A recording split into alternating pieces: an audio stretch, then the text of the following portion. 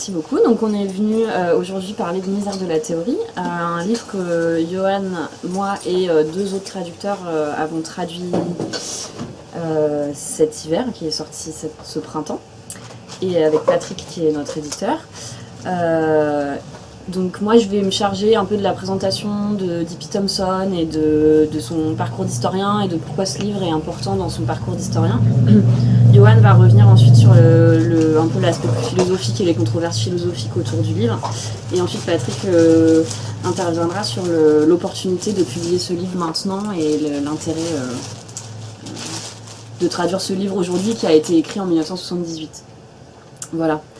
Donc E.P. Thompson, Edward Palmer Thompson, c'est un historien qui est désormais bien connu en France, qui est considéré comme un classique, de plus en plus cité, en tout cas toujours cité et réutilisé.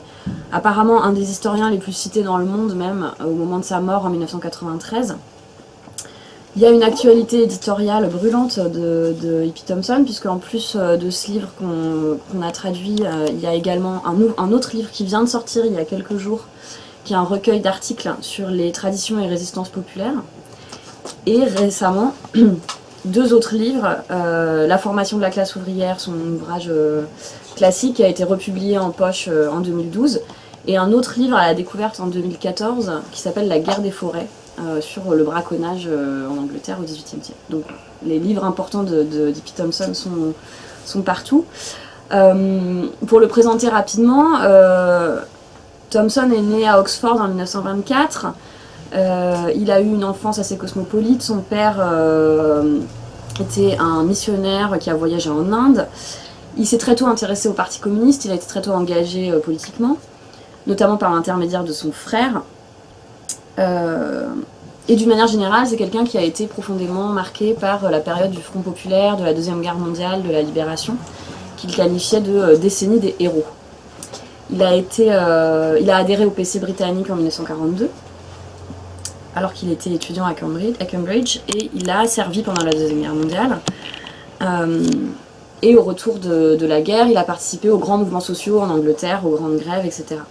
Il s'est ensuite installé dans le nord de l'Angleterre, où il a continué à militer, et dans ce berceau de l'industrialisation du 19e siècle, il s'est investi dans le mouvement d'éducation populaire et dans l'enseignement pour adultes.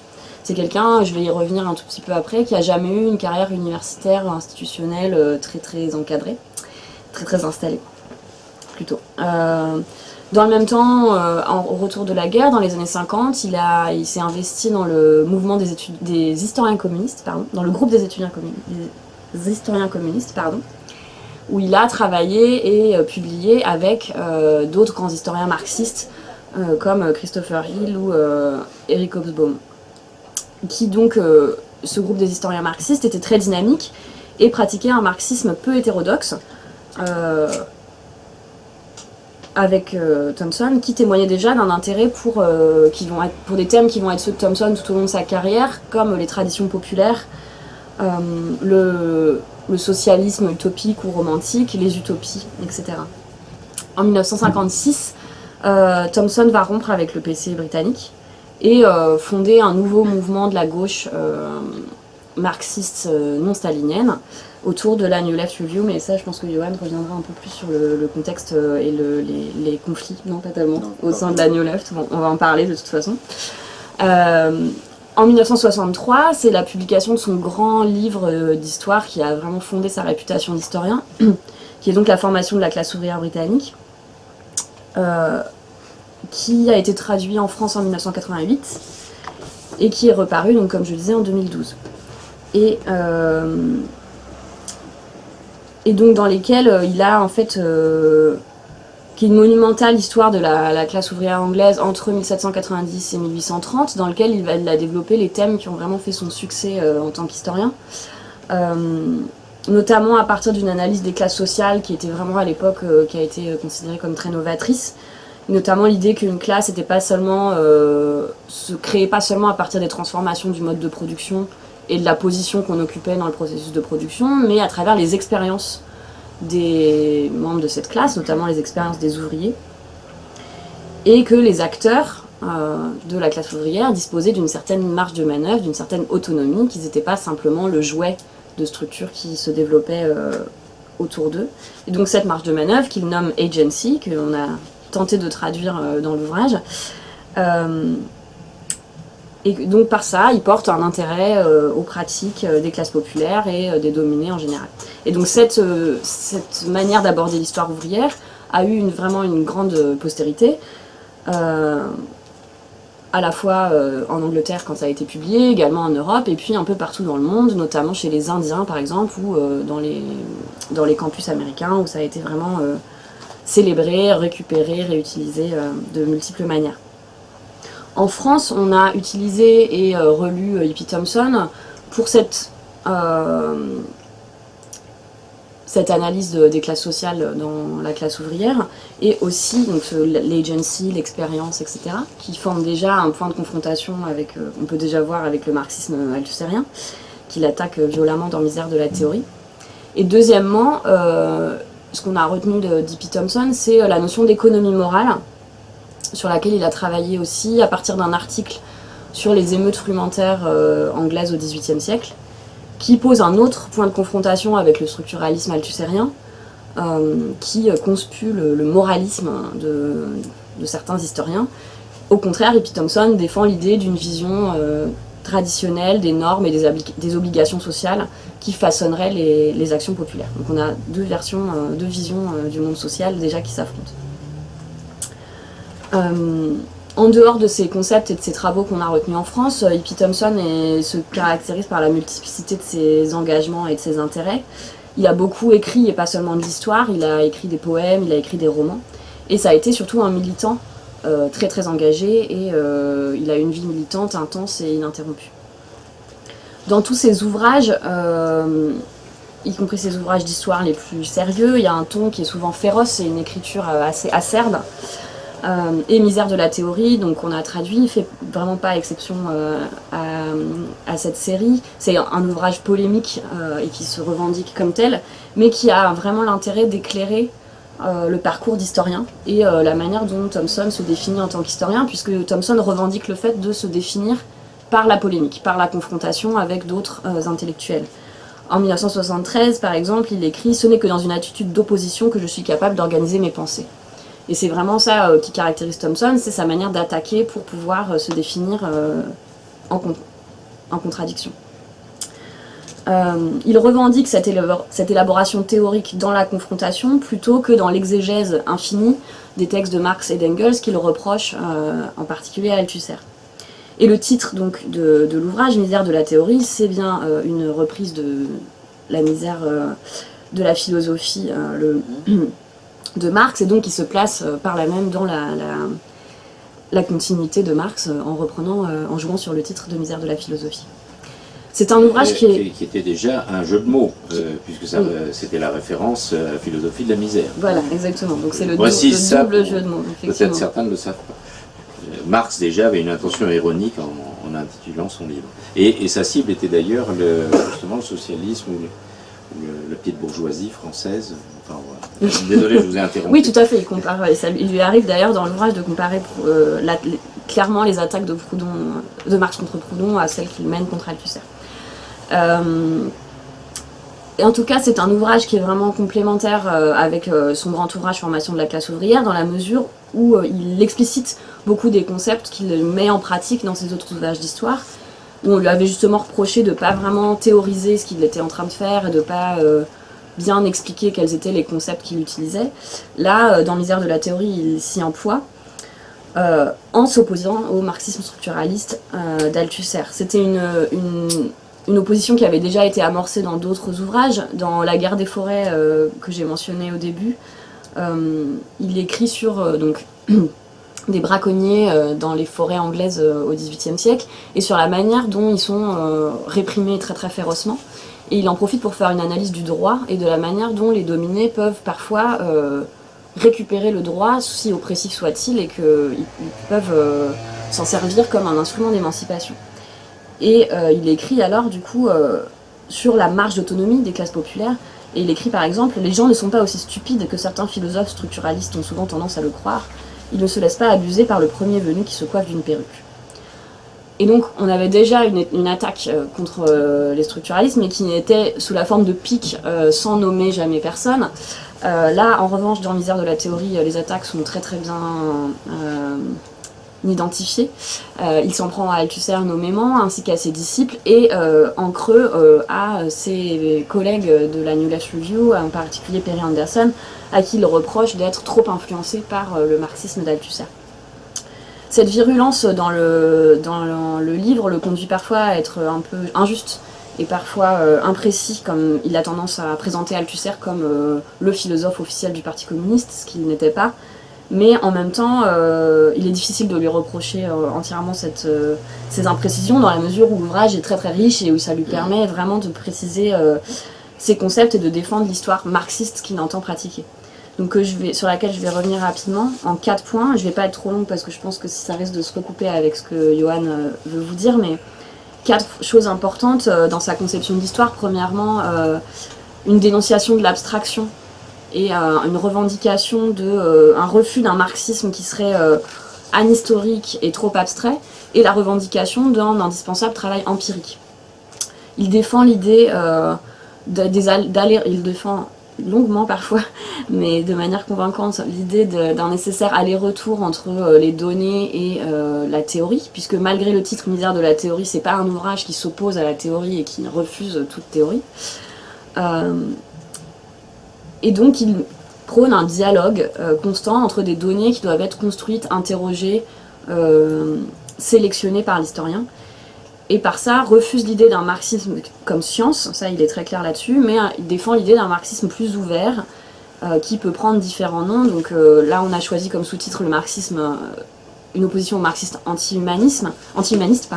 Lui il revendique un marxiste humaniste, il parle d'une tradition marxiste ou d'un communisme libertaire, ça prend plusieurs noms dans son livre.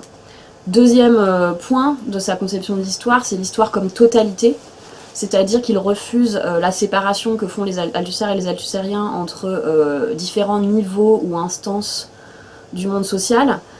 Pour E.P. Thompson, les différents niveaux du monde social sont constamment imbriqués. Il en prend plusieurs exemples dans le livre et le démontre de manière assez convaincante également. Ce refus du cloisonnement passe notamment par un refus du seul déterminisme économique et l'idée que voilà, le monde social doit se comprendre à travers toutes ces dimensions en même temps. Troisième aspect, c'est un intérêt pour les pratiques du peuple. Une phrase qu'on cite souvent à propos d'E.P. Thompson, c'est sa volonté de sauver les acteurs de l'immense condescendance de la postérité, c'est-à-dire essayer de les faire revivre, de faire revivre leurs expériences.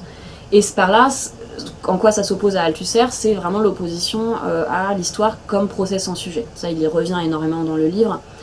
C'est-à-dire, il ne nie pas à aucun moment l'existence de structures, il reste marxiste et il l'affirme, mais il refuse de considérer les acteurs de l'histoire uniquement comme des porteurs de structures. Il leur accorde une autonomie. Les structures existent, elles fixent un cadre, elles fixent des limites, elles font pression, mais les individus conservent une marge de manœuvre. C'est le concept d'agency qu'on lui attribue en particulier. Et finalement, dernier point, l'histoire, et pour Thompson, doit être une pratique de l'engagement, doit être une discipline engagée. Il reproche en fait aux althussériens de détourner les intellectuels de l'engagement politique et d'établir une séparation trop stricte entre la théorie d'un côté et la pratique, et en particulier la pratique militante de l'autre. Il dénonce vraiment la mode intellectuelle portée par Althusser et il explique qu'il est vraiment dommageable que les althussériens n'aient pas connu la guerre et la résistance, la libération et la période héroïque, et qu'il moque mai 68 en disant bon voilà, mai 68 c'était fini en quelques jours, c'était pas une vraie expérience politique.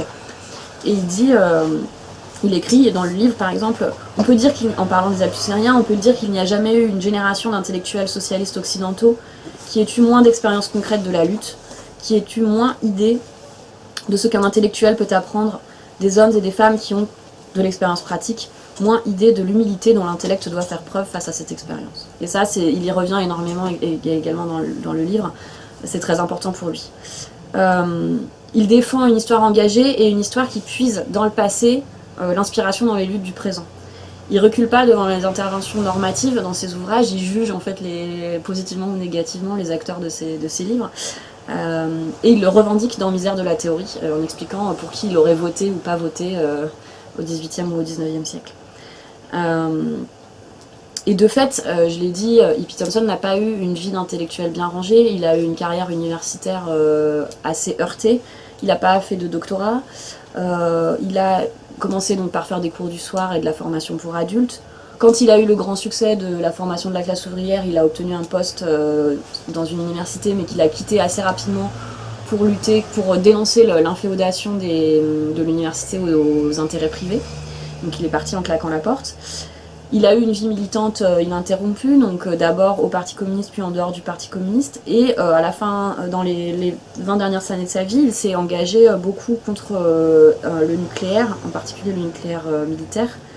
Et il a participé à aux appels pour le désarmement nucléaire européen et contre l'installation en particulier des missiles de l'OTAN en Grande-Bretagne et sur le continent. Il avait en fait une grande inquiétude sur la diffusion du nucléaire à la fois militaire et civil, et s'est vraiment engagé dans les années 80 à la fois contre les États-Unis et contre l'Union soviétique, contre la prolifération nucléaire. Ce qui a suscité une grande incompréhension de la part de ses collègues. Il y a une anecdote qui est racontée dans l'introduction du livre qui a été écrite par sa femme, qu'on a choisi de traduire, où elle raconte qu'en 1979, il y a eu un colloque à propos un peu après la sortie du livre, et qu'un de ses collègues, à l'issue de son intervention, lui a demandé s'il allait publier quelque chose sur ce sujet, s'il allait continuer à en parler sur les débats qu'avait suscité son livre, sur le structuralisme, etc. Et il a dit, bah non, vous savez, je vais pas publier parce qu'en ce moment, je suis très occupé par la campagne contre les missiles de croisière. Et son collègue lui a répondu, mais quelle croisière ?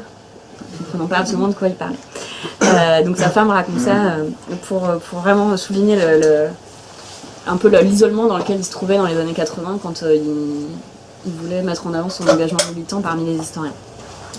Et il a toujours, même à ce moment-là, essayé même quand il s'engageait dans le militantisme antinucléaire, il continuait à établir des résonances avec son travail d'historien. Dans ses textes de l'époque, il compare par exemple les centrales nucléaires aux premières usines de l'industrialisation, et en expliquant que, comme ces premières usines, les centrales nucléaires étaient en train de créer un nouveau mode de vie et un nouveau type de société qui allait être aussi destructeur. Et vraiment, il établissait toujours des liens entre son travail sur les résistances populaires et ce qu'il connaissait de l'industrialisation du XVIIIe et du XIXe siècle et son travail de militant. Voilà, pour sa conception de l'histoire. Donc moi, je voulais parler plus spécifiquement de la critique que fait Thompson d'Althusser dans le livre. Donc je vais sûrement répéter certaines choses qu'Alexia a dites, mais bon, peut-être d'une manière différente, on verra. Donc déjà, oui, du point de vue du contexte, ce qu'il faut voir, c'est que Thompson écrit contre Althusser, mais aussi contre certains autres intellectuels britanniques qui considèrent comme des disciples d'Althusser, dont en particulier Perry Anderson. Et parce qu'il y avait eu un conflit entre Thompson et Anderson autour de la New Left Review, la grande revue britannique de gauche, grande revue critique. Parce que cofondée par Thompson, quelques années après, Perry Anderson en prend la tête et change l'orientation éditoriale. Et d'après Thompson, dans une orientation beaucoup trop francophile, c'est-à-dire beaucoup trop influencée par le structuralisme français, en particulier celui d'Althusser. Bon, mais malgré ça, malgré ces polémiques un peu datées, malgré le ton polémique de Thompson dans le livre, c'est quand même une confrontation théorique de haut niveau qu'il y a dans ce livre-là. Il ne s'agit pas seulement malgré le ton employé par Thompson, malgré ce que laisserait penser ce ton, il ne s'agit pas seulement de dissiper des absurdités althusseriennes, il s'agit vraiment d'opposer une conception globale du marxisme, celle de Thompson, à une autre conception globale du marxisme, celle d'Althusser, qui, même si on peut la critiquer, a quand même sa consistance et quelque chose de systématique. Et donc ça implique de critiquer cette conception althusserienne, ça implique de proposer quelque chose d'un peu systématique, même si le mode de présentation de Thompson ne l'est pas. Bon, du coup, voilà, pour présenter cette autre conception du marxisme, je vais le faire selon trois axes. Donc un peu ce dont a parlé déjà Alexia. Le premier, c'est un axe épistémologique, l'épistémologie propre à Thomson qui l'oppose à Althusser. On pourrait dire donc c'est opposer un empirisme et la concrétude du travail d'historien au théoricisme althusserien, à son anti-empirisme. Le deuxième point, ça serait autour de la conception de l'histoire. Ça Alexia l'a dit aussi, opposer une conception de la totalité historique à la conception du structuralisme althusserien qui consiste à tout séparer en petites instances, voilà. Chacune relativement autonome, bon, je vais y revenir un peu. Et le troisième point, ce sera de revenir justement sur l'importance de l'activité des acteurs, de l'autonomie, contre la théorie althusserienne du procès sans sujet. Bon, donc le premier point.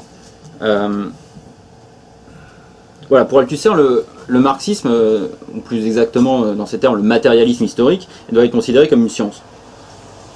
Ça doit être une théorie qui a des concepts univoques, précisément définis, et d'ailleurs les livres d'Althusser ou de Poulantzas par exemple, donnent parfois l'impression d'être une série de définitions très rigoureuses, mais de pas forcément être appliquées à des cas concrets. Mais bon, l'une des exigences, c'est l'univocité et la précision, la rigueur, la rigidité des définitions. Et ça, Thomson le refuse, parce que pour lui, comme tout bon historien, l'historien marxiste doit être dans un dialogue perpétuel entre ses concepts et l'empirie, les faits, les données, et il doit être prêt à redéfinir ses concepts, en changer, etc. Donc, le marxisme ne doit pas être un appareil conceptuel rigide, mais il doit être plutôt considéré, dans ces termes, comme une tradition dans laquelle on s'inscrit, mais qu'on n'applique pas à la lettre et qu'on peut redéfinir et qu'on peut réviser sur certains points. Du coup, les bons concepts de l'historien doivent être conçus comme des concepts souples, c'est-à-dire à géométrie variable, ouverts à l'analyse concrète des situations concrètes, si on veut reprendre l'expression de Lénine qu'Althusser cite de son côté fréquemment. Et précisément pour cette raison, parce que l'histoire est toujours empirique et se caractérise par des concepts souples, il s'agit de prendre en compte les différentes dimensions de l'expérience humaine. Il ne faut pas parcelliser, fragmenter, amputer celle-ci comme le fait Althusser, mais il faut donc la prendre à la fois dans son unité et sa complexité. Donc voilà, ça implique le second point auquel je viens maintenant, celui d'une conception de l'histoire différente de celle du structuralisme althusserien. Donc il faut penser ce processus historique, cette totalité historique, à la fois dans son unité, et en même temps en laissant place à donc l'agency, l'initiative, l'autonomie, l'activité des individus et des groupes sociaux. Et ça s'oppose, on peut dire, à deux conceptions qui avaient été élaborées jusque-là du marxisme. Une conception réductionniste, économiciste, qui consiste à tout rabattre sur l'économie, et dont le paroxysme pour Thomson est le stalinisme. Donc dans ce réductionnisme, on peut avoir deux branches, deux écoles. On peut penser la réduction de tout à l'économie comme un simple reflet, ou penser la réduction de tout à l'économie sur un mode instrumental, c'est-à-dire considérer que les superstructures sont des instruments aux mains de classes définies économiquement. Par exemple, là, Thomson cite Staline qui affirme que l'État stalinien, donc une superstructure, doit agir sur la structure, mais pour liquider, c'est le terme qu'emploie Staline, donc ça fait rire Thomson, pour liquider l'ancien mode de production et pour appliquer, donc pour mettre en œuvre le mode de production socialiste qui correspond à la mission historique du prolétariat. Bon, ça, voilà, c'est la première conception qui serait refusée, la conception réductionniste et économiciste. La deuxième, c'est une conception que Thomson considère aussi être réductionniste et économiciste, mais qui, en fait, à l'origine, refusait ça. C'est la conception d'Althusser, du structuralisme, qui précisément voulait échapper à l'économisme et au réductionnisme. Parce que pour Althusser, l'économie n'est censée n'être déterminante qu'en dernière instance. C'est-à-dire, Althusser veut échapper au réductionnisme en insistant sur l'autonomie relative des autres instances, des autres niveaux de la totalité sociale. Les autres niveaux, les autres instances sont la politique, l'idéologie, la théorie, etc. Et d'après Althusser, donc ces autres niveaux ne seraient pas immédiatement réductibles à l'économie, parce qu'elles seraient relativement autonomes. Mais le problème pour Thomson, c'est que ça c'est une distinction abstraite, puisqu'en quelque sorte on découpe, on sépare les différents niveaux ou instances du tout social, et pour Thomson c'est un obstacle épistémologique, parce que ça nous permet de rien comprendre quand on fait de l'histoire, précisément parce que ça démembre l'unité des totalités et des processus historiques. Bon, et en second lieu, c'est un obstacle parce que ça empêche de penser le changement. Parce qu'à aucun niveau de la structure, on a d'éléments dynamiques qui permettent de comprendre pourquoi ça change, pourquoi ça reste pas la même chose. Du coup, alors pourquoi ça sera réductionniste? Pourquoi ça renvoie tout à l'économie? Parce qu'au final, ce que vont faire les althusériens, c'est découper différents modes de production. Leurs concepts fondamentaux, lorsqu'ils considèrent être la science de l'histoire, c'est le concept de mode de production. Donc ils vont dire il y a le mode de production féodal, capitaliste, socialiste, etc. Et en fait, du coup, ils découpent ces modes de production avec leurs différentes instances articulées les unes aux autres, mais ils les découpent toujours selon des critères qui sont au final des critères économiques, savoir comment est organisée l'économie de manière féodale, capitaliste ou socialiste. Bon. Voilà, et donc, pour deux raisons, Thomson refuse ça, parce que ça démembre la totalité historique et parce que ça ne permet pas de penser le changement historique. Et il critique ça en appelant ça un structuralisme de la stase, parce que structuralisme et stase, parce que ça ne bouge pas, ça n'arrive pas à penser le changement.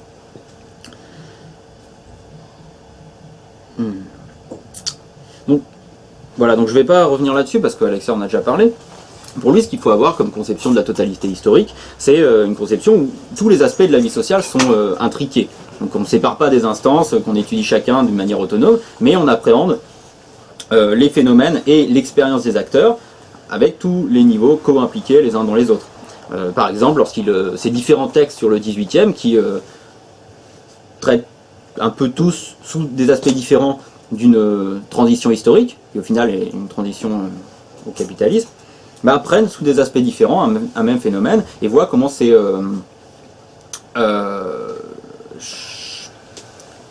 chacun de ces phénomènes compose un tableau d'ensemble. Donc du coup, on aura dans certains textes des études du Parlement qui change d'attitude et devient favorable aux enclosures, qui permet donc l'essor du capitalisme dans les campagnes. Il y a une nouvelle dimension culturelle, une culture du profit qui se met en œuvre contre l'économie morale des foules, par exemple, etc. Enfin, il y a une nouvelle loi, donc des nouveaux droits de propriété, etc. Donc tous ces aspects de la totalité sociale sont co-impliqués dans un processus d'ensemble et ne peuvent pas être séparés les uns des autres. Donc c'est toute une... Et en même temps, on voit que c'est toute une redéfinition de la vie, du mode de vie, et donc de l'expérience des acteurs qui est en jeu. Donc on ne peut pas découper ce processus, et il faut le prendre dans son ensemble précisément pour comprendre le changement. Bon, malgré ça, ça ne veut pas dire que... Thomson insiste donc sur l'unité de la totalité sociale, mais ça ne veut pas dire qu'il fait tout fusionner dans un magma inintelligible. Au contraire, il affirme bien qu'il y a un processus et que ce processus a une logique propre. Il emploie l'expression de logique de processus, et celle-ci est contraignante, elle détermine les actions des individus et des groupes sociaux. Il y a quelque chose à comprendre, et il y a bien de la détermination, il y a bien de la causalité. Mais évidemment, c'est pas une causalité ou une détermination mécanique, objective, comme ça peut l'être dans le structuralisme althusserien, puisque voilà, tout phénomène qui émerge dans l'histoire, comme voilà, ces phénomènes de transition au capitalisme qu'il y a eu au XVIIIe siècle, il peut y avoir des attitudes différentes qui sont prises par rapport à ces phénomènes. Il y a des promoteurs, des opposants, il y a différents types de résistance, etc.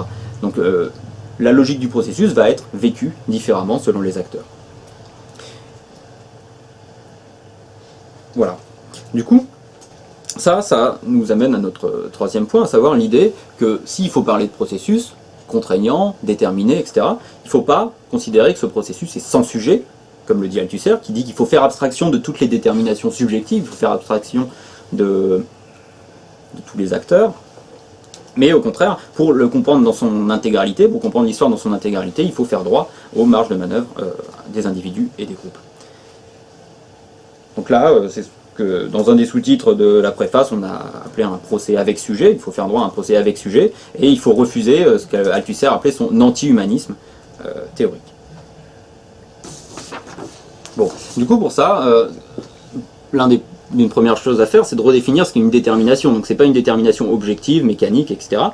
Et Thomson, pour ça, il va reprendre la définition de son ami, collègue, contemporain Raymond Williams, et il va dire que en histoire, la détermination, il faut la concevoir comme le fait d'exercer des pressions et de poser des limites à l'action des acteurs.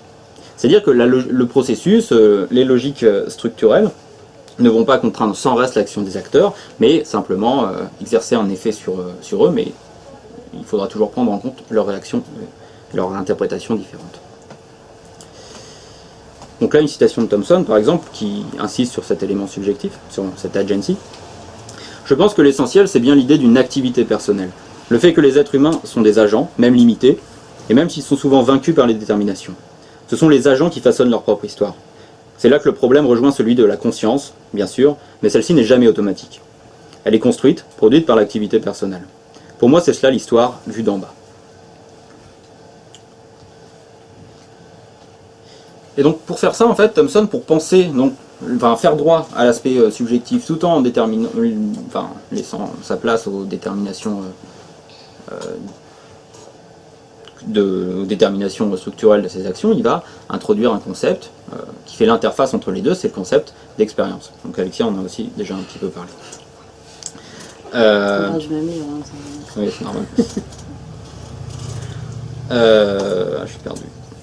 Donc ça s'inscrit évidemment dans la tradition marxiste, puisque voilà, on connaît les phrases de Marx où il dit que les hommes font leur propre histoire, mais pas dans les conditions, des conditions qu'ils ont choisies. Et ça correspond au final au concept marxiste de praxis, c'est-à-dire le fait d'une action autonome, libre, mais située historiquement, et donc qui doit transformer les conditions dans lesquelles elle est placée. Bon, et du coup, qu'est-ce que permet ce concept d'expérience? Ça permet de comprendre que les conditions objectives influent certes sur les acteurs, mais seulement en tant qu'ils les vivent, en tant qu'ils en font l'expérience. Et ensuite, cette expérience, en un second temps, pourra être assumée, réinterprétée, on pourra y réagir de différentes manières, selon la culture dans laquelle on est, selon notre héritage historique, etc.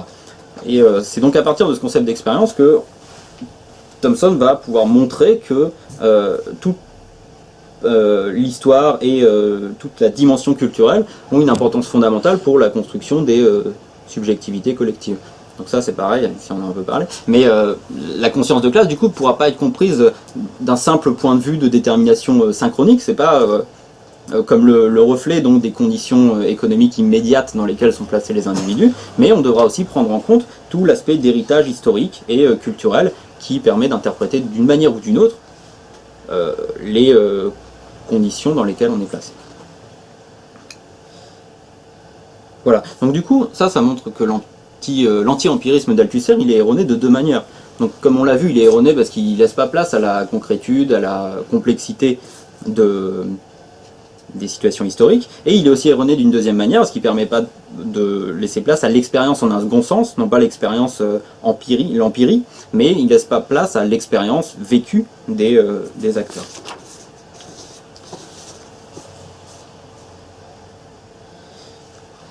Bon, donc pour conclure, ce qu'on peut dire aussi, c'est que ce refus de l'anti-humanisme théorique d'Althusser, c'est pas seulement quelque chose de théorique, c'est aussi, du point de vue de Thomson, quelque chose de politique. Il défend un humanisme politique. Et précisément parce que le paroxysme de l'anti-humanisme politique, de son point de vue, c'est le stalinisme, qui consiste à empêcher toute initiative humaine, toute autonomie, toute activité libre en l'écrasant. Et pour Thomson, l'althussérisme, c'est le fruit de cette époque-là, de cette première époque de la guerre froide, où les deux blocs sont dans une situation de blocage, de gel historique, ou de stase, où rien ne bouge plus, où chaque bloc dans son domaine détruit, écrase toute initiative autonome. Et au final, d'une certaine manière, l'althussérisme serait un symptôme théorique de cette situation historique. C'est pour ça que par exemple, une date importante un peu symbole pour Thomson, c'est 1956, parce que 1956, avec le début de la déstalinisation, avec ce qui s'est passé en Hongrie, etc., c'est c'est une date où on a eu l'espoir d'un retour de possibilités d'action autonome, de marge de manœuvre, etc. C'est une date où on a eu la possibilité historique d'échapper à cette situation de stase, de gel entre les deux blocs. Et c'est aussi une époque où a été mis sur le devant de la scène l'humanisme et l'espoir d'un humanisme socialiste. Alors, Dans l'éditeur. bon bah, donc l'éditeur en fait c'est plutôt le directeur de collection. Ouais. Moi je serai beaucoup plus bref puisque bon déjà une abondance du discours qui est voilà il faut aussi qu'on passe un peu à la discussion, mais simplement en quelques mots, pourquoi est-ce que les éditions L'Échappée et donc la collection Versus ont choisi de publier comme premier ouvrage de la collection le livre de Thomson, donc Misère de la théorie. En fait, il se trouve que les éditions L'Échappée se sont un peu fondées autour de quelques livres de référence, quelques livres cultes que nous avions lus, dont nous avions envie de publier des traductions ou bien de publier des ouvrages qui seraient analogues sur le plan de la méthodologie ou sur le plan des sujets abordés. Je m'explique. Un des livres qui était très important pour nous, c'était un livre qui s'appelait La Révolte ludite de Kirkpatrick Sale, qui est un militant et un historien pour le coup américain, qui essayait de montrer, un peu comme Thomson l'a fait, mais de manière beaucoup plus engagée, beaucoup plus directe, que le mouvement luddite, qui était un mouvement anglais d'ouvriers résistant à l'industrialisation, des ouvriers de métier dans le textile, ce mouvement avait inauguré en fait dans l'histoire de l'Occident et plus largement l'histoire des classes populaires une forme de résistance non plus à l'établissement d'une économie de marché, mais aussi aux modalités concrètes par lesquelles elle s'établit, qui sont des modalités techniques, technoscientifiques. Autrement dit, la mise en place d'un mode de production qui soit pas seulement capitaliste, mais un mode de production qui soit aussi industriel. Donc Kirkpatrick Sale appartient d'ailleurs à une mouvance qui se qualifie de néoluddite. La traduction française la plus appropriée serait mouvance anti-industrielle. Et il se trouve que les fondateurs des éditions L'Échappée appartenaient à cette mouvance en France. Donc le livre de Thomson, dont on a un peu parlé tout à l'heure, qui est la formation de la classe ouvrière anglaise, est un des premiers livres à justement faire cesser, pour reprendre l'expression qu'on a utilisée tout à l'heure, la condescendance des historiens et des philosophes pour les ouvriers anglais, qui consisterait, les ouvriers anglais du début du 19e siècle, qui consistait à dire que finalement ils n'avaient pas compris les lois de l'histoire, ils n'avaient pas compris les lois du progrès, et que finalement l'industrialisation représentait un mieux à l'échelle sociale en termes d'abondance de production, de facilitation du travail, etc. Et donc il s'en était pris à l'outil de travail plutôt que de s'en prendre au marché lui-même qui était derrière l'établissement de cet outil de travail. Et que cet outil de travail était tout à fait réappropriable par la classe ouvrière. Thomson fait bouger un petit peu cette interprétation en montrant que bah non, en fait les luddites, les ouvriers anglais avaient compris un peu plus ce qui était en jeu en fait dans l'établissement du mode de production capitaliste et industriel, et qu'ils défendaient des choses qui valaient la peine d'être défendues. Ce n'était pas uniquement des luttes réactionnaires. Dans les traditions, les us et coutumes, les formes de production artisanale qu'ils pratiquaient à l'époque, il y avait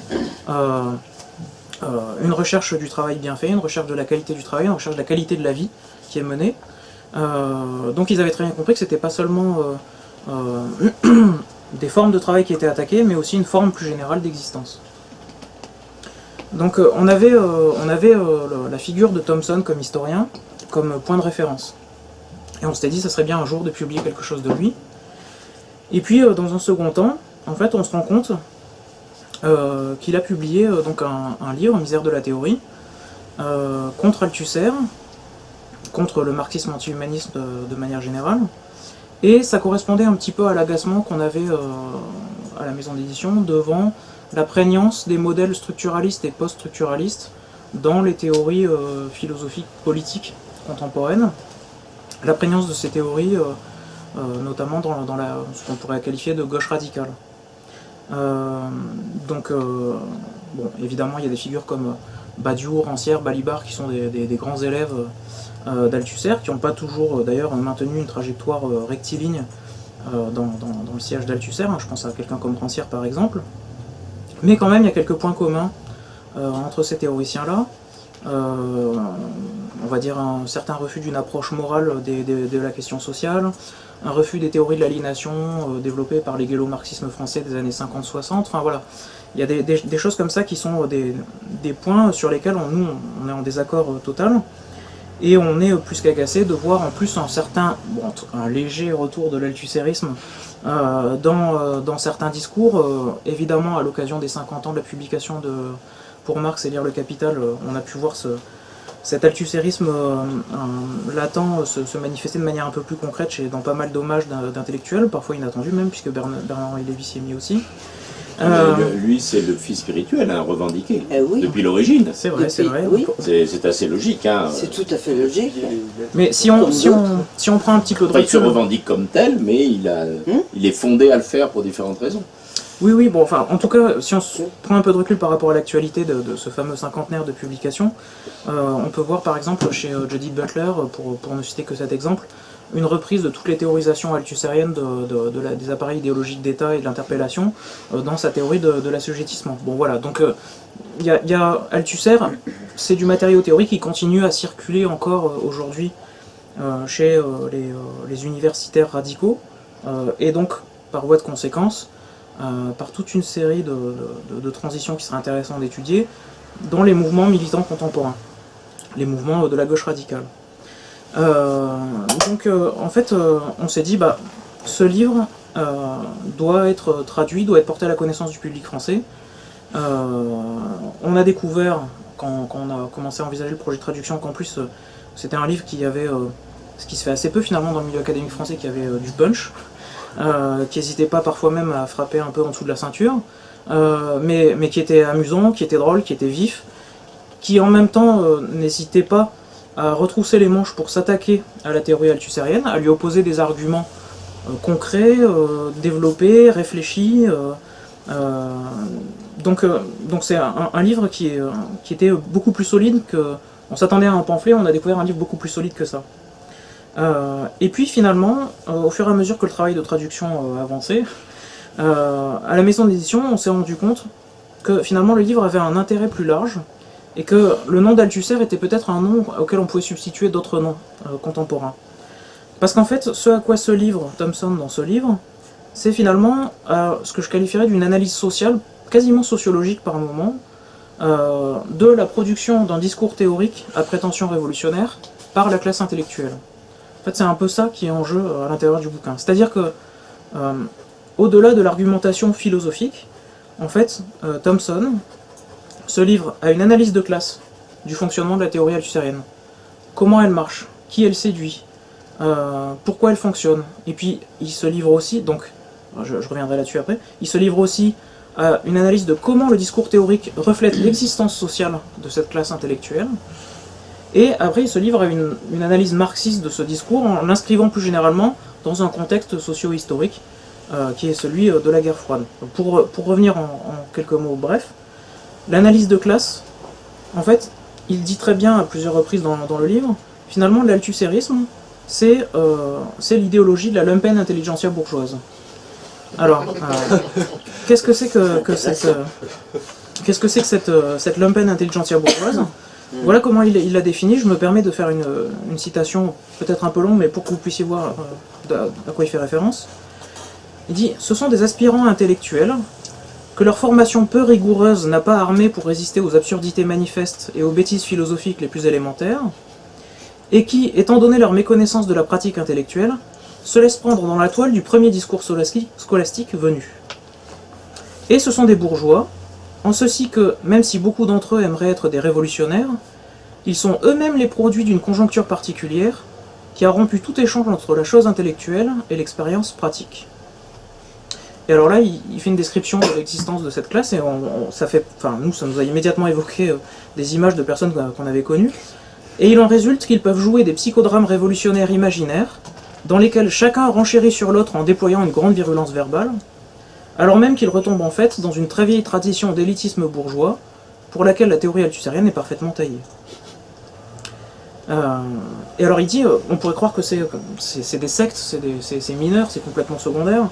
Et dit non, leur importance pratique reste considérable, en ceci qu'ils désorganisent le discours intellectuel constructif de la gauche, et qu'ils reproduisent constamment la division élitiste entre la théorie et la pratique. Alors, voilà pour ce qui est de l'analyse de classe de l'althussérisme. Maintenant, comment l'althussérisme reflète l'existence sociale de cette lumpen intelligentsia bourgeoise? En fait, il montre très bien comment le fait que Althusser tienne de manière très stricte à une dimension disciplinaire de son travail théorique, il est tout le temps en train d'insister sur le... Enfin, il y a des critiques de l'interdisciplinarité notamment qui sont amusantes chez lui, mais voilà, on voit bien que tout ce travail théorique auquel se livre Althusser tient à une division du savoir en disciplines. La division du travail de production de la théorie aussi en diverses instances, divers niveaux, généralité 1, 2, 3, etc., qui conduit du coup, par un effet de hiérarchisation, à déprécier tout ce qui est empirique, et à tomber dans le théoricisme abstrait dont on parlait tout à l'heure. Tout ça, pour Thomson, ce sont les reflets de la division du travail intellectuel à l'intérieur de l'université. Et un autre élément qu'il apporte dans cette analyse du discours théorique, c'est le fait que l'althussérisme emprunte beaucoup de modèles intellectuels, que ce soit des métaphores ou carrément des modélisations, aux sciences dures, avec beaucoup de métaphores mécanistes, cybernétiques, etc. Et là, pour Thomson, c'est carrément le reflet d'une forme d'inscription de l'université contemporaine à l'intérieur des structures de production du capitalisme, avec une exigence de rentabilité, avec l'arrivée de la cybernétique et des ordinateurs aussi dans les méthodes de travail intellectuel à l'université. Donc il y a une analyse qui est assez intéressante de ce côté-là, et qui se prolonge, je le disais tout à l'heure, dans une inscription plus générale du discours althussérien dans un contexte socio-historique.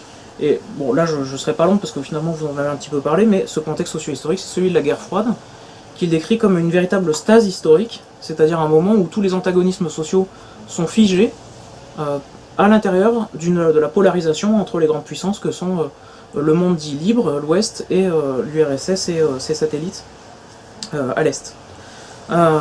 Donc on s'est dit, finalement, on retrouve dans ce livre une analyse qu'on pourrait très bien appliquer à ce que font beaucoup d'universitaires dits radicaux aujourd'hui dans la production d'une théorie critique du capitalisme et dans la production de théories de l'émancipation.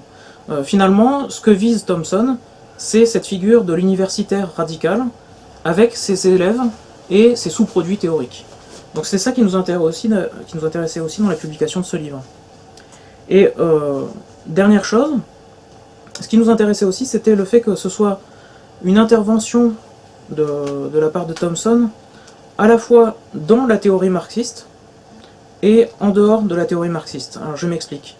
Dans la théorie marxiste, il nous intéressait beaucoup en tant que personnes qui sont globalement influencées par la tradition hegélo-marxiste, on va dire de Lukács à Debord, en passant par des gens comme Lefebvre ou Goldman. On trouvait intéressant qu'il y ait une attaque qui soit portée par quelqu'un qui d'ailleurs n'est pas purement hégélien, qui soit portée à l'encontre de ce marxisme anti-hégélien qui est le marxisme althussérien. Donc c'était une forme de guerre interne à l'intérieur du marxisme dans laquelle il nous intéressait de valoriser un des camps en présence, le camp thomsonien, pour dire ça comme ça. Ensuite, ce qui nous intéressait aussi, c'était une prise de position en dehors de la théorie marxiste. Et en dehors, j'entends par là deux choses. Le fait que, finalement, le fond du discours de Thomson, qui est finalement peut-être moins marxiste qu'il n'y paraît, c'est que il dénonce, finalement, dans une certaine forme de marxisme, et ça vaut au-delà d'Althusser, cette prégnance incroyable de la fascination pour la théorie, avec un grand T. D'ailleurs, misère de la théorie, bon, ça se voit pas à cause de la typo choisie pour le titre, mais c'est théorie avec un grand T. C'est-à-dire le théoricisme dans lequel ce qui importe, c'est finalement plus la structure de la théorie, son autodéveloppement, sa logique interne, que son rapport aux faits, à l'empirique. Et Thomson plaide pour un nouveau rapport, un rapport dialectique entre empirique et théorique. Et donc, dans ce sens-là, il nous pousse au-delà de tous ces mouvements, tous ces théoriciens marxistes qui sont perdus dans une exégèse infinie, en fait, de l'œuvre de Marx. Et là, encore dernièrement, en pensant un petit peu à la présentation de ce soir, je me disais, même des courants qui essaient de s'échapper de la tradition marxiste, comme par exemple les courants actuels de critique de la valeur, avec des gens comme Robert Kurz, Moïse Poston, reste quand même pris dans ce théoricisme abstrait, dans cette référence obstinée aux commentaires de Marx, de l'œuvre de Marx. Et la deuxième chose, c'est ce qui est intéressant aussi, c'est que finalement Thomson demande à ses lecteurs, nous demande, d'instaurer un rapport non servile à l'œuvre de Marx. Et un rapport non servile, ça veut dire quoi? Ça veut dire que Marx n'est pas le seul théoricien du socialisme, que si on veut refonder un mouvement politique révolutionnaire, les références sont à chercher aussi bien du côté de Marx que du côté d'autres théoriciens, et bon, c'était un grand spécialiste de William Morris et il le cite à plusieurs reprises, il le met même à égalité avec Marx. Et d'autre part, ce qui est intéressant aussi, c'est qu'il dit parfois il ne faut pas hésiter à laisser tomber Marx. Et là je me permets de citer juste quelques phrases de Misère de la théorie. Voilà ce qu'il dit. L'important, c'est de comprendre que Marx est dans notre camp, mais ce n'est pas nous qui sommes dans le camp de Marx. La force de sa voix ne sera jamais étouffée, mais il n'a jamais été la seule voix, et ses discours n'ont pas une portée illimitée. Il n'a pas inventé le mouvement socialiste, et la pensée socialiste n'est pas non plus devenue sa propriété exclusive, ou celle de ses héritiers légitimes. Il a dit peu de choses, volontairement, des objectifs socialistes.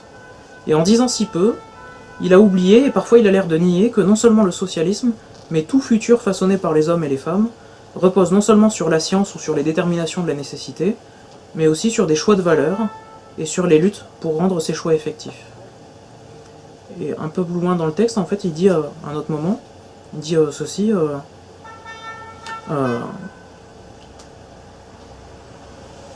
il faut se débarrasser de l'idée typiquement scolastique, selon laquelle les problèmes de notre temps et les expériences de notre siècle pourront être compris par l'examen approfondi et rigoureux d'un texte publié il y a 120 ans.